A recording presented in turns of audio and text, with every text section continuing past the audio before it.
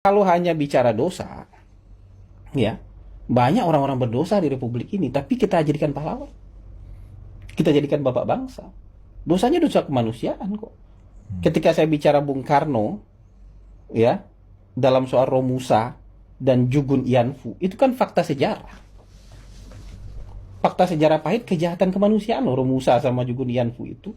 Bung Karno ada di dalamnya sebagai aktor utama. Kalau hari ini Bung Karno nggak mungkin lepas dari jeratan tindak pidana perdagangan orang. Tapi kalau itu saja yang kita ungkit-ungkit, benci kita sama Bung Karno. Padahal kita butuh Bung Karno juga untuk kemerdekaan. Dia elit paling topnya untuk tokoh Republik, dia. Walaupun pada saat yang bersamaan dalam periode 42-45 itu, dia yang mengorbankan nyawa bangsa kita untuk jadi Jugun Ianfu dan Romusa. Romusa itu nggak cuma di Indonesia loh, dikirim ke Singapura, dikirim ke Thailand, dikirim ke Burma, mati semua.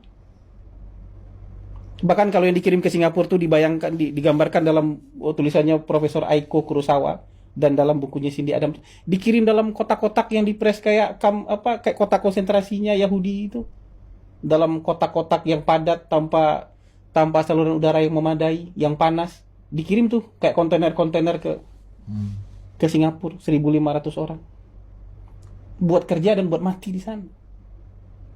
Ini Bung Karno mengakui itu dalam buku Cindy Adams itu, biografinya Bung Karno itu.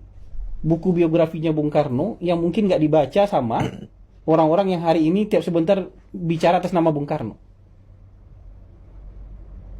Kalau kita hanya bicara dosa saja, semuanya mungkin ada dosa. Bung Hatta itu dituduh terlibat dalam mengeksekusi perintah eksekusi mati Tan Malaka. Tapi dua-duanya pahlawan nasional. Karena kalau kita berkutat di masa lalu saja soal dosa, ini nggak ada yang layak jadi nggak ada yang layak jadi pemimpin dan nggak ada yang layak jadi pahlawan nasional. Tapi kan kita juga lihat kontribusinya. Kita butuh nggak orang ini? Yang kayak gitu-gitu. Nah hari ini buat saya kan itu, apalagi kalau dosanya dosa sebagai aparatur negara.